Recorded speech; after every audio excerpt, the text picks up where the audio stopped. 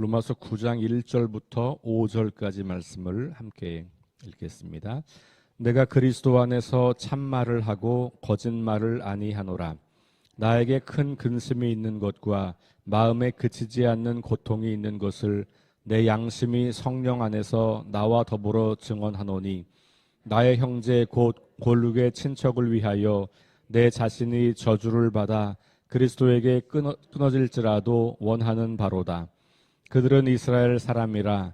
그들에게는 양자됨과 영광과 언약들과 율법을 세우신 것과 예배와 약속들이 있고, 조상들도 그들의 것이요 육신으로 하면 그리스도가 그들에게서 나셨으니 그는 만물 위에 계셔서 세세의 찬양을 받으실 하나님이시니라. 아멘. 로마서가 전반부와 후반부를 나눈다면 1장부터 11장까지가 전반부고 12장부터가 후반부라고 볼 수 있어요. 그런데 조금 더 세분하면 1장부터 8장까지를 전반부로 보고 9장부터 11장을 전반부와 후반부의 중간에 있는 내용으로 좀 볼 수도 있어요. 중간이라고 하기는 좀 애매하긴 한데 8장까지의 이야기를 가지고 전체적인 로마서가 구원에 대해서 뭘 말하는가는 충분해요. 그러니까 8장으로 끝나고 바로 12장으로 넘어가도 문제가 없단 말이에요. 그런데 바울은 9장부터 11장에 아주 길게 아주 중요한 문제를 하나 더 추가적으로 다루고 있어요. 그러니까 구원의 본질 혹은 하나님의 의가 나타나서 믿음으로 구원에 이르게 된 그 복음의 원리를 설명한 것은 충분하지만, 그걸 설명하고 났는데 약간의 오해 혹은 그 당시 사람들이 생각하는 질문, 특별히 유대인들이 하는 질문에 대한 답을 하나 좀 더 해야 될 필요성이 있다고 느낀 것 같아요. 그리고 자신이 유대인이었고 유대인과 이방인 사이의 관계에 대해서 조금은 더 설명이 필요하겠다. 그래서 9장부터 11장은 유대인에 관한 이야기예요. 그래서 바울이 자신과 유대인을 동일시하면서, 그러니까 이스라엘 사람 이렇게 표현하고 있죠. 자기가 이스라엘 사람 중에 한 사람인 거예요. 그러니까 자기 문제가 될 수 있는 거죠. 자기는 이미 구원에 이르러서 괜찮은데 자기 말고 다른 유대인들이 생각보다 더 구원에 이르는 것이 안 되고 있다고 보는 것 같아요. 조금 정리하자면 바울은 1장부터 8장까지를 통해서 그리스도 안에서 나타난 하나님의 의, 그리고 그 결과에 대해서 우리에게 설명을 해 주었어요. 그래서 교리적인 설명은 거기까지 해도 끝, 이렇게 볼 수 있어요. 여러분들이 성경을 9장과 11장은 혹시 잘 이해가 안 돼도 그냥 넘어가셔도 로마서 전체가 말하려고 하는 게 뭔지는 선명하게 알 수 있다. 8장까지만 정확하게 이해를 해도 그런 이야기이고요. 그런데 9장부터 11장에서 바울이 다루고 싶은 주제는 뭐냐 하면, 유대인들이 생각보다 기독교로 개종하는 숫자가 적은 거예요. 이방인에게 복음이 강력하게 확장되고 전해지고 있는 사이에 생각보다 유대인들은 별로 그렇지 않은, 심지어는 이 기독교인들을 박해하거나 기독교인들을 모함하거나 이런 사람들이 많이 보이는 거죠. 바울 자신도 유대인들에게 굉장히 많은 고통을 당했잖아요. 그래서 그 유대인 문제를 다루는 겁니다. 이렇게 질문할 수 있어요. 하나님이 구약 시대에는 이스라엘을 선택하셔서 하나님의 구원을 이루어 왔는데 그들이 실패했기 때문에 그들을 버리고 하나님이 새로운 사람들을 선택하신 건 아닌가라는 질문을 하는 사람들이 생기는 거예요. 아니, 어쩌면 바울에게는 자신도 유대인이긴 하지만 그렇게 된 거 아닌가라는 생각을 할 수 있겠죠. 왜냐하면 자기를 이방인의 사도라고 정의를 내리잖아요. 하나님께서 이방인을 위한 사도로 나를 부르셨다, 이렇게 스스로 고백을 하죠. 그러면 유대인은 이제 버리신 건가 하나님께서. 그리고 이제는 새로운 사람들, 특별히 교회라고 불리우는, 물론 이 교회라고 하는 말 자체도 나중에 나온 말이긴 합니다만, 바울이 이 편지를 쓸 때, 그리고 이 서신을 받아보는 독자들이 있다고 하는 것은 어쨌든 믿음의 공동체, 새로운 믿음, 그리스도를 믿는 믿음으로 형성된 공동체가 있다는 말이고, 대부분이 유대인 중심이었다는 거예요. 시작은 유대인들로 시작이 되었지만 강력하게 이 이방 세계로 복음이 확장되면서 유대인보다는 이방인들이 점점 많아지게 된 거고, 그러다 보니까 주류가 이제는 이방인 그리스도인이 되어가고 있는 추세인 거고, 그렇게 봤을 때 그러면 하나님의 이 구원의 촛대가 옮겨진 거냐라는 질문을 소수의 유대인들도 하는 거고, 바울도 하는 거고, 이방인 그리스도인들도 혹시 하나님이 이제는 유대인이 아니라 우리를 사용하셔서 구원의 일을 감당하시는 것 아닌가라는 질문을 이제 하게 된 거고, 바울은 그 문제에 대해서 9장부터 11장 사이에서 말을 하고 있는 거예요. 약간 뭐라 그럴까요? 이렇게 논문을 쓰면 그 논문에 부록 비슷한 그런 느낌이라고 볼 수도 있을 것 같아요. 자, 오늘 시작을 어떻게 하냐면, 바울이 근데 이 유대인 문제를 다룰 때 이거는 나의 문제라고 다뤄요. 이게 무슨 말이냐면, 나는 유대인 중에서 하나님을, 그리스도를 만났고, 그래서 내가 이방인의 사도가 되었고, 내가 복음을 전하는 사람이 됐으니 나와 관계없어, 이렇게 보지 않고 자기 문제를 이야기하는 거예요. 자, 그러면서 굉장히 중요한 표현을 쓰는데 뭐냐면 8장과 연결되는 표현이에요. 우리 어제 말씀에서 그 어떤 것도 그리스도의 사랑에서 우리를 끊을 자 없다. 그 어떤 것도 하나님의 사랑에서 우리를 끊을 수 없다. 이런 표현을 2번 반복했잖아요. 바로 그 표현을 사용합니다. 자, 3절에 이렇게 말해요. 나의 형제 곧 고륙의 친척을 위하여 내 자신이 저주를 받아 그리스도에게서 끊어질지라도, 방금 전에 그 어떤 것도 그리스도의 사랑에서부터 우리를 끊을 자 없다, 이렇게 확신을 가지고 이야기했잖아요. 근데 바울이 유대인 문제를 이야기하면서 내가 혹시 그리스도의 사랑에서 끊어질지라도, 저주를 받아서 끊어질지라도, 이렇게 이야기하는 것 앞뒤가 안 맞잖아요. 방금 전에는 아무것도 그걸 할 수 있는 게 없다라고 했는데 본인이 끊어질지라도, 이 말은 뭐예요? 그럴 만큼, 이게 절대로 불가능한 일인데 그렇게 된다고 하더라도 라고 하는 말이니까 이거는 정말 최상급의 최상급인 거죠. 정말로 간절히 원하는 바가 뭔가를 말하고 싶은 거예요. 그러니까 지금 이 바울은 이스라엘 백성들의 구원이 절대로 그럴 일은 없지만 내가 하나님의 사랑에서부터 끊어지는 일이 발생한다고 하더라도 이스라엘의 구원은 이루어져야 된다. 그거 나 소원하는 거다 라고 말을 하는 거예요. 그러니까 지금 유대인으로서의 이 바울이 자기네 동족의 구원을 얼마나 갈망하는지를 우리가 엿볼 수 있는 대목이에요. 나의 형제 곧 고륙의 친척, 이게 이제 유대인, 이스라엘 사람들을 말하는 겁니다. 나는 저주를 받아서 그리스도의 사랑에서, 그리스도에게서 끊어질지라도 내가 그들을 위해서 기도하는 것이 있다. 그들을 위해서 원하는 것이 있다. 내가 그것 때문에 1절, 2절로 올라가면 마음에 그치지 않는 고통이 있다.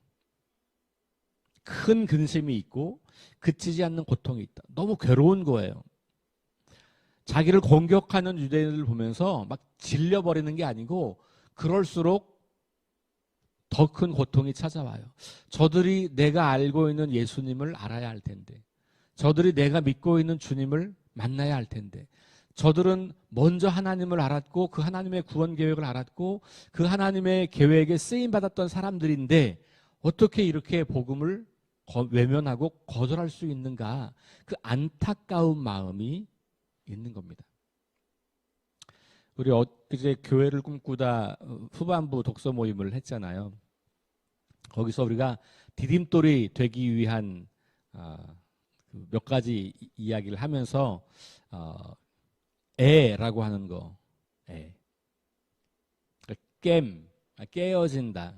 우리가 이제 우리 자신과 세상이 깨어진 것을 깨닫고 그 깨닫는 그 다음에 의 고통 속에 있는 사람들에 대한 그 간절한 애절한 마음, 사랑하는 마음, 사람들이 복음을 모른 채 죽어가는 것에 대한 안타까운 마음, 그것이 우리가 사람들에게 회심을 일으키게 하는 그런 이 디딤돌 역할을 하는데 필요한 요소라 그랬잖아요. 그다음에 말, 그다음에 삶. 그러니까 우리가 말로 복음을 로 초청하기도 하고 간증하기도 하고 전도하기도 하고, 그리고 우리의 삶이 우리가 정말로 예수님 만난 사람처럼 그렇게 거룩하고 의로운 삶을 살아가고, 이것이 우리가 다른 사람들이 회심에 이르도록 돕는 삶을 사는데 중요한 4가지라고 그렇게 책에서 우리 기록되어 있는 것을 확인했잖아요. 오늘 이 바울이 바로 그 애를 표현하고 있는 거예요.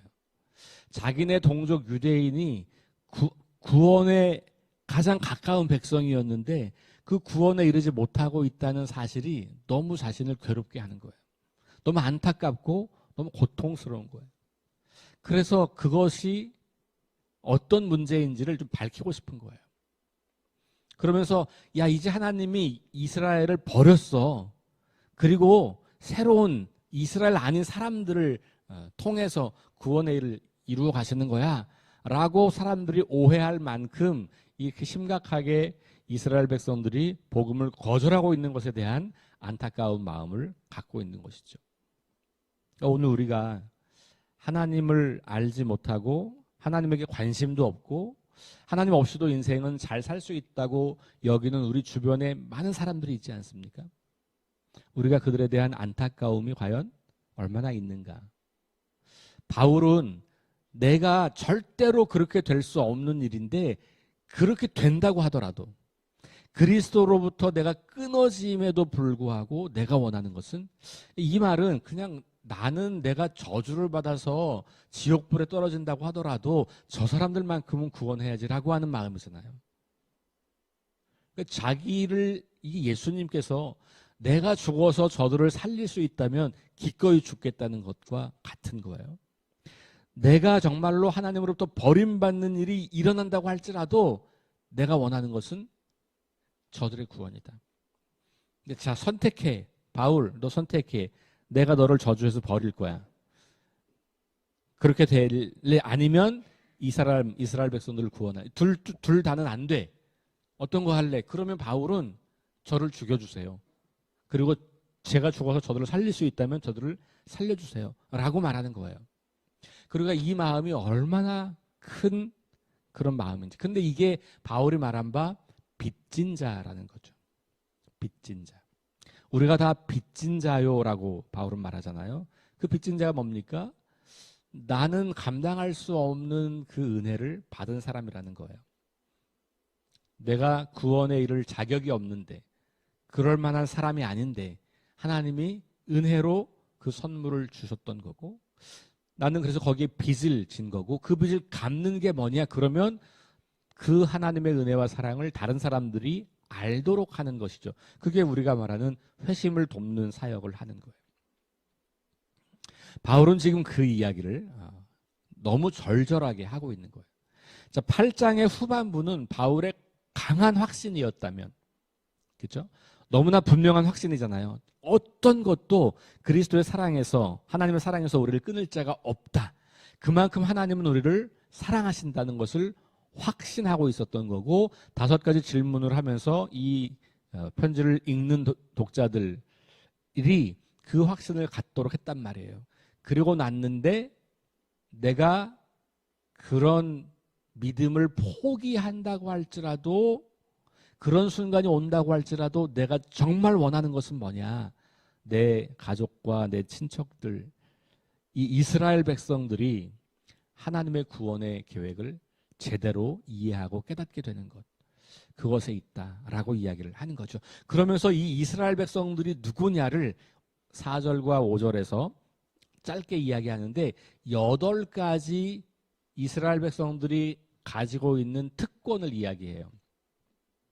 그냥 단어를 열고 합니다. 자, 볼까요? 4절. 자, 그들은 이스라엘 사람이다. 이렇게 시작을 한 다음에, 그러니까 나의 형제, 골육의 친척, 이게 누구냐? 이스라엘 사람이에요.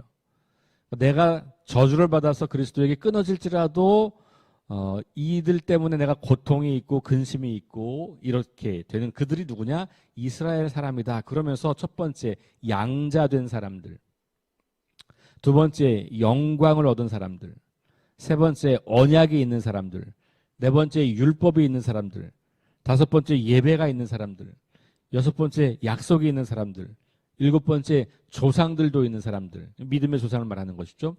마지막 여덟 번째 그리스도가 있는 사람들. 이건 뭐예요? 메시아가 그들 가운데서 나타났다.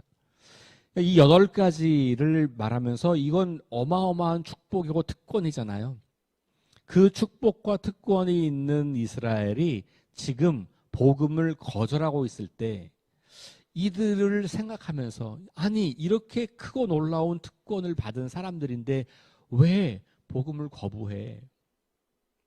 그러면 하나님은 정말 이들을 포기하신 거 아닌가? 이런 질문 하고 있는 거죠. 자, 보세요. 양자라고 하는 거. 근데 바울은 이 양자를 앞에 복음을 설명할 때 우리 그리스도인들을 향해서 사용했잖아요. 그렇죠? 그러니까 이게 구약 성경에서 나온 이야기인 거예요. 하나님이 우리를 선택했다는 것을 양자라고 그렇게 이야기한 거거든요. 너희는 내 아들이다. 너는 내 아들이다. 이거 구약에서 나오는 이야기란 말이에요. 그러니까 이스라엘 백성들에게 주었던 호칭이 어디로 왔어요? 그리스도인들에게 온 거죠. 그러니까 이제 이스라엘은 버려진 거 아닌가? 이렇게 질문할 수 있는 거죠. 양자만 그런 게 아니죠. 영광. 바울이 우리가 장차 누릴 영광이 얼마나 큰지를 끊임없이 이야기하잖아요. 그래서 현재의 고난과 장차 올 영광은 비교할 수 없다. 이런 이야기를 계속 하는 거죠. 이 영광은 뭡니까? 하나님 나라를 상속받는 영광.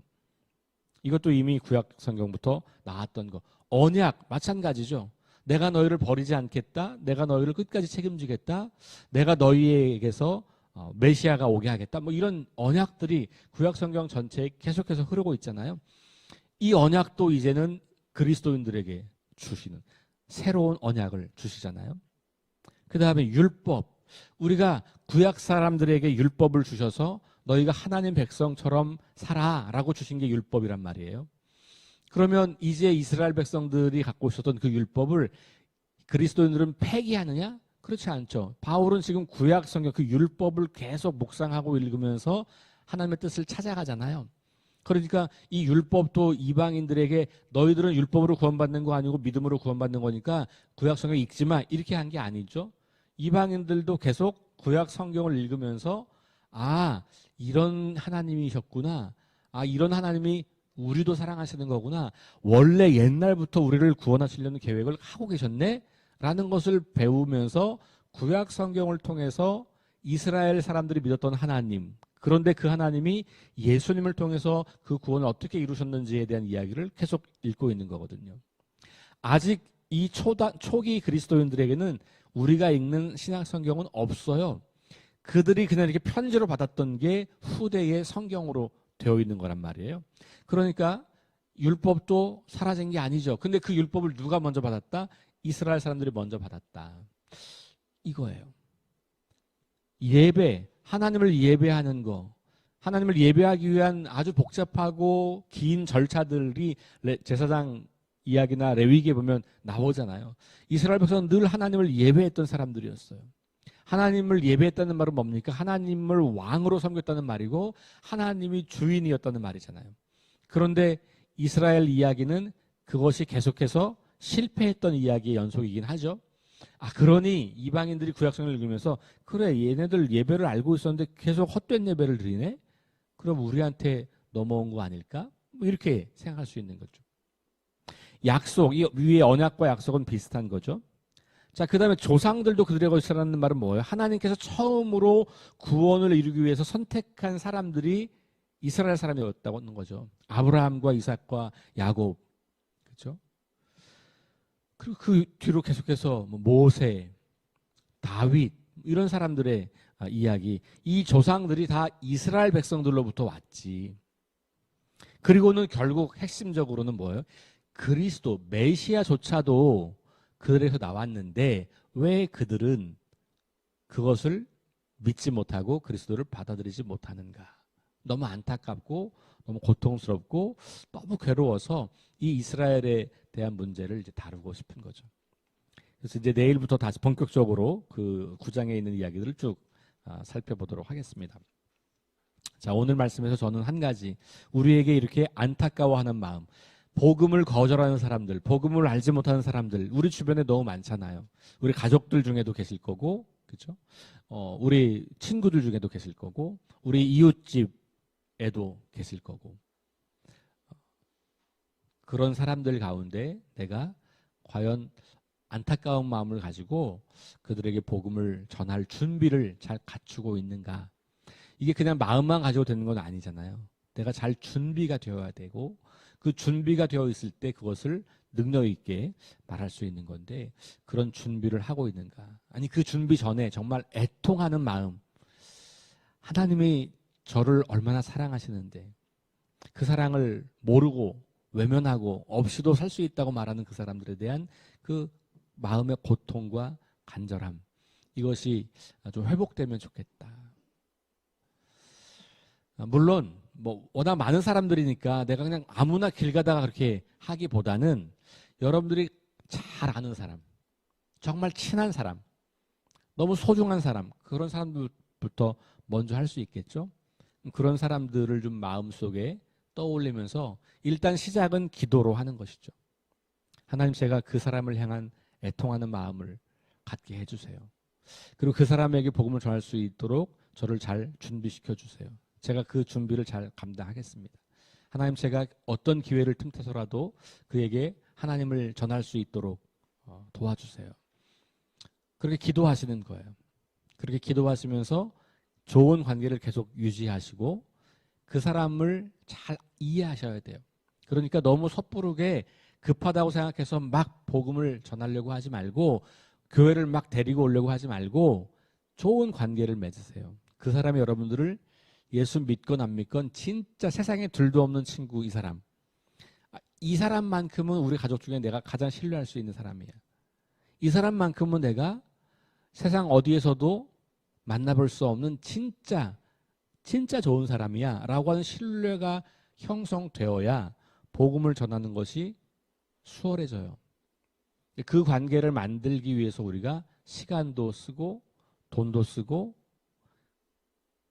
그렇게 하는 거예요. 근데 여기 주의할 거는 복음을 전할 목적으로 그렇게 하는 게 아니고요. 사실은 애통하는 마음과 사랑의 마음, 사랑하기 때문에 하는 거예요. 그리고 그 사랑 때문에 우리는 복음을 전하는 거지, 사랑은 없는데 복음을 전하려고 사람을 만나는 건 그건 이제 위장하고 속이는 거, 그 신천지가 하는 수법이에요. 근데 그게 사랑 때문에 그런 거라면 정말 좋은 거예요. 그리고 그 사랑은 거짓되지 않고 변치 않는 거잖아요. 그 사람을 얽어매려고 하는 작전이 아니라, 그죠? 진정한 사랑으로 그 사람을 만나는 거죠. 바울이 여기서 말한 것처럼 이걸 좀 응용하면 내가 그 사람을 정말 좋은 친구로 생각하고 정말 너무너무 사랑했는데 마지막까지 그가 나를 받아들이지 않고 배신한다고 할지라도 그래도 나는 그를 사랑하는 거예요. 그게 바로 십자가의 사랑인 거고, 그 사랑이 이 사람에게 잠잠히 묻어날 때 그 다음에 우리에게 질문을 하게 될 거예요. 너 왜 그렇게 사니? 그때 우리는 그 비밀을 말하는 거죠. 그게 복음을 전하는 거예요. 그러니까 순서가 굉장히 중요해요. 기도하면서 그 사람과 정말로 좋은 친구가 되세요. 그리고 그러다 보면 그 사람이 물어오든 아니면 그 사람의 삶의 위기를 만나든 그 사람의 삶에서 내가 복음을 전할 수 있는 결정적인 때를 보게 됩니다. 그럴 때 여러분들이 복음을 잘 전할 수 있도록 준비되셔야 되니까 그 사이에 그 준비를 이제 계속해서 하시면 되는 거죠. 자, 바울은 그거가 다 준비된 사람이에요. 그래서 지금 이렇게 간절한 마음을 가지고 애통하는 마음을 보여주면서 이 유대인들도 하나님의 구원에 이르도록 설명하고 있는 것이죠. 자, 오늘 하루 동안 한번 여러분 생각해 보시면 좋겠어요. 내가 누구를 생각하고 그 사람에게 복음을 전하고 그 사람을 더 깊이 사랑할까? 그리스도가 나를 사랑하신 그 사랑으로 내가 그 사람을 사랑할까? 그리고 대상을 정하세요. 그리고 물론 다른 사람들에게도 기회가 되면 해야 되겠지만 그 사람을 가장 우선적인 대상으로 삼고 기도하기 시작하십시오. 그리고 그를 진정으로 사랑하려고 시간과 돈을 쓰세요. 사랑하는데 시간과 돈을 쓰지 않는 것은 거짓말이에요. 나에게 가장 중요한 것을 쓸 수밖에 없어요. 사랑은. 우리 현대인들이 가장 중요한 게 돈하고 시간이에요. 돈하고 시간 안 쓰면서 누굴 사랑한다 그런 거짓말 없어요. 말로만 하는 사랑이죠. 그러니까 여러분 사랑하는 대상을 정하시고 그를 위해서 시간과 돈을 쓰시면서 만남을 이어가세요. 그렇게 하면서 복음을 전할 수 있도록 그렇게 하시면 좋겠다는 마음을 가져봅니다. 기도할게요. 하나님 감사합니다. 유대인 바울이 동족 이스라엘 사람들의 구원을 위해서 얼마나 간절히 기도하고 있는지, 얼마나 애타고 있는지, 얼마나 그 문제가 그의 마음을 괴롭게 하고 근심하게 하고 고통을 주는지 그 마음을 잠시라도 살펴보았습니다. 오늘 우리는 그 애통함이 누구를 향하고 있습니까? 어쩌면 한 사람에게도 그런 애통함이 없는 건 아닌지요. 내가 구원받고 하나님 나라를 차지한다는 것은 기쁜 일이지만 이 기쁜 소식을 누군가에게 전하고 싶지는 않은 건지, 아니면 그럴 마음이 용기가 없는 건지, 아니면 그럴 만한 믿음이 아니라고 생각하고 있는 것인지, 이런저런 많은 이유가 있지만 그러나 우리가 빚진 자의 마음을 회복하고 누군가에게 그 놀랍고 신비한 그 어떤 것으로도 하나님의 사랑에서 끊을 수 없는 그 놀라운 기적 같은 일을 사람들에게 전하고 나눌 수 있는 그런 사람들 될 수 있도록 인도해 주시되, 그것이 목적이 아니라 우리는 그리스도께서 우리를 사랑하시는 것처럼 그 사람을 사랑하는 것이 목적이 되게 하시고, 그렇게 깊은 사랑을 나누게 될 때 복음을 전할 수 있는 기회가 우리에게 온다고 하는 것을 기억하며, 또 그런 기회가 왔을 때 복음을 선명하게 전할 수 있는 준비도 우리가 갖출 수 있도록 주님 우리와 함께하여 주옵소서. 예수님 이름으로 기도합니다. 아멘. 우리 함께 주기도문 다시요. 4가지 기도 제목 가지고 함께 기도하시겠습니다. 성령의 능력으로 하나님 나라를 증언하고 살아내게 하소서. 하나님 말씀이 기준이 되게 하소서. 질병과 연약함으로 고통당하는 사람들을 치유하여 주소서. 전쟁과 자연재해와 가난과 억압으로 고통당하는 지구촌 이웃들에게 은혜를 베푸소서. 한 가지 더 추가하면 복음을 거절하거나 모르는 사람들, 그들을 향한 애통하는 마음을 회복시켜 주십시오. 내 마음속에 떠오르는 구체적인 인물이 있다면 그 사람을 위한 기도도 함께 하시면서 기도하시겠습니다.